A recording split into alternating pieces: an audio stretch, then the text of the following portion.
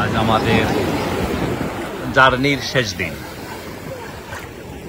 জার্নির শেষ দিনে আমি সাগরের মাঝে, ভূমধ্য সাগরের মাঝে চলছে গোসল। একেবারে গলা পানিতে নেমেছি আজ। পানির অবস্থা দেখি বোঝা যাইতেছে বেশ কি চমৎকার, সচ্ছল। এখন বাজে 10টা, সকাল 10টা বাজে। একটু কুইক ব্রেকফাস্ট করিয়ে আজ বেরিয়ে পড়ছি, কারণ টেম্পারেচার ভারী করবে। 12টা থেকে 2টো পর্যন্ত, 3টে পর্যন্ত টেম্পারেচার 40 ডিগ্রি মতো থাকবে। এই সময় টেম্পারেচার 33 ডিগ্রি। এখন সকালবেলা বেশ একটু গোসল করা, সাঁতার কাটা এগুলো শেষ করে পরে লাঞ্চে যখন যাব তখন কয়েক ঘন্টা মোটামুটি শ্যাডোতে থাকবো। তারপর আবার 4টের পরে এখানে আসবো। 6টা পর্যন্ত আজকে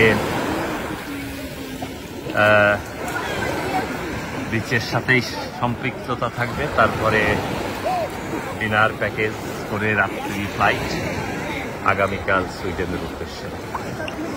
আলানিয়া কাসেল থেকে দেখা যাইতেছে সেই পাহাড়ের উপরে 2000 বছরের ঐতিহ্যবাহী রাজকীয় প্রাসাদ, যা এখন শুধু ইতিহাস হয়ে আছে গোটা বিশ্বে, যা না দেখলেই নয়।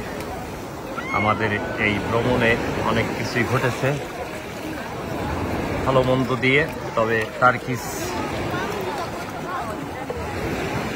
রেস্টুরেন্ট থেকে শুরু করে এদের অ্যাকোমোডেশন এবং পরিবেশ, বিশ্বের যে নিয়ম অনুযায়ী থাকার কথা সেটা এখনো হয়ে ওঠেনি। ফাঁকিবাজি এগুলো চলছে এখনো, খুব একটা পরিবর্তন আসেনি। কি আসুক আর না আসুক সেটা বড় কথা না। এই মুহূর্তে আসছি ভূমধ্য সাগরে। শীতের 9 মাস সময় যখন আমরা সূর্যের আলো দেখতে পাই না, তখন আমরা স্বাভাবিকভাবেই বেরোয় পড়ি কোনো না কোনো দেশে। এটাই মূলত উদ্দেশ্য। গরম দেশে মাঝে মধ্যে আসা, সাঁতার কাটা, সমুদ্রের উপরে, এটাই হচ্ছে ভ্রমণের মূল উদ্দেশ্য। সেটা যথাযথভাবে পালন করা সম্ভব হয়েছে। এদের দেশের অনেক অংশই ভূমধ্য সাগরের সঙ্গে অ্যাটাচ বিধায় সাগরকে এরা ব্যবহার করছে টুরিস্ট পর্যটন বা টুরিস্ট হিসেবে, যার ফলে বড় আকারের একটা বৈদেশিক মুদ্রা এরা এর থেকে পাইতেছে।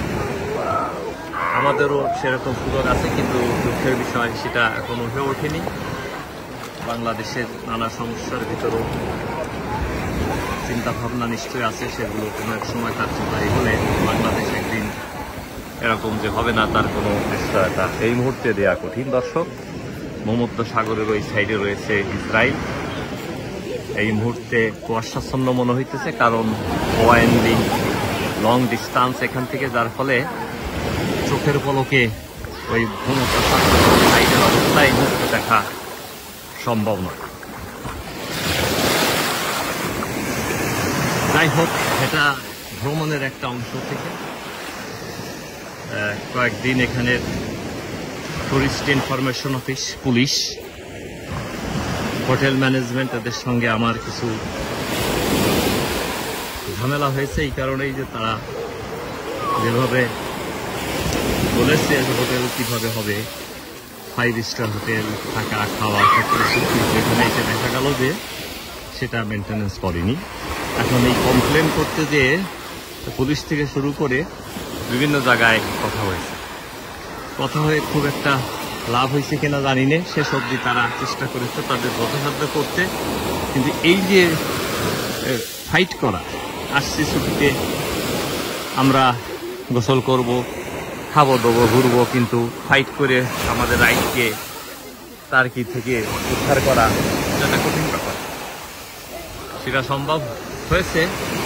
এখন সুইডেনে ফিরবো, এটা নিয়ে কমপ্লেন করতে হবে।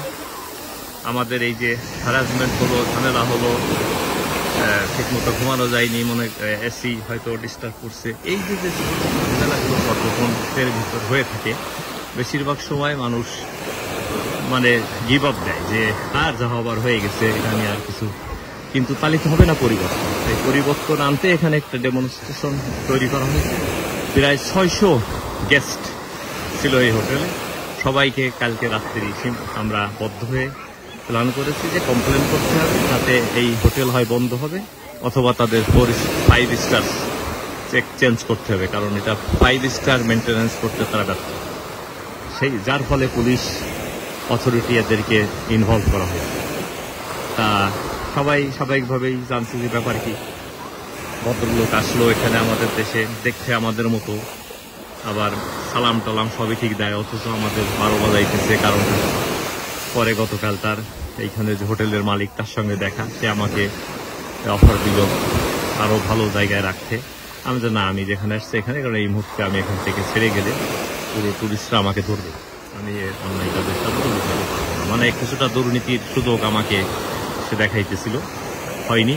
আমি বলছি না, তোমাদের চেক করতেই হবে, কারণ অথরিটি 5 স্টার তোমাদেরকে সার্টিফাই করছে, অথচ তারা সেটা মেনটেন্যান্স করেনি। পরিমাস্টারিকে শুধু বলেছিলাম যে যাদের কাজ এগুলো দেখা, তারা ঠিক মতো দেখেনি, যার ফলে আজ আমাকে দেখা লাগলো। আর আমাকে দেখা লাগলো এদিকে আমার ছুটি 12টা বেজে গেল। তা এটা ছিল আলোচনার মূল উদ্দেশ্য। তা এই ভ্রমণ নিয়ে আমি আলাদা করে এটা লিখব, আমার লেখায় এটা প্রকাশ হওয়া উচিত, কারণ গোটা বিশ্বের পরিবেশের কারণে। আমি সুইডিশ পেপারে আগে লিখবো, যাতে আমাদের সুইডিশ নাগরিকরা এখানে আসার আগে ভেবে চিন্তে তারা ভবিষ্যতের জন্য আসে, কারণ তার্কির লোকজন বেশ দুষ্টু। এখন দুষ্টু লোকের সঙ্গে থাকতে হলে নিয়ম কানুন মেনটেন্যান্স না করে চলতে পারলে এক কঠিন ব্যাপার। এই কঠিন জগৎ থেকে সহজ জগতে আসতে হলে ফাইট করতেই হবে। আর আমি যেহেতু ছোটবেলা থেকে এই ফাইট করার অভ্যেস, সেই 70 সাল থেকে ফাইট করে আসছি। জীবনের সংগ্রাম চলছে, অর্থনৈতিক সংগ্রাম, নৈতিকতার সংগ্রাম, শালীনতার সংগ্রাম, ভদ্রতার সংগ্রাম, খাবারের সংগ্রাম, পারিবারিক সংগ্রাম। সেই সংগ্রাম থেকে এখনো আমরা মুক্তি পাইনি দর্শক। যাই হোক, জাতি হিসেবে বাঙালির কাজ হচ্ছে অন্যায়ের বিরুদ্ধে রুখে দাঁড়ানো। তার্কিক জাতির 12টা বেজে গেছে, রিয়ালিটি তাদেরকে মেনে নিতে হবে। সেখান থেকে যে যেখানে দর্শক, ভালো থাকুন, সুস্থ থাকুন, আর ভ্রমণে অবশ্যই বেরোয় পড়ুন। তবে যে ডিমান্ড বা যে প্রমিস তারা করেছে সেটা যেন রক্ষা পায়, সে বিষয়ে সবাই সতর্ক থাকুন। এটা বাংলাদেশের রাজনৈতিক ক্ষেত্র হতে হবে। ভোটের আগে কি প্রমিস করেছে সেটা না দিলে খালাদের ধরতে হবে। আমি এই যে তার্কিকদের ধরেছি, আমার এখন টিকিটের পয়সা, থাকা খাওয়া সব এখন বাধ্য হয়ে টাকা ফেরত দিলে। মাঝখানে আমি ঘুরে গেলাম, দেখে গেলাম, শালাদেরকে ভালো মতো শিক্ষা দিয়ে গেলাম, এখন বোঝো ঠেলা।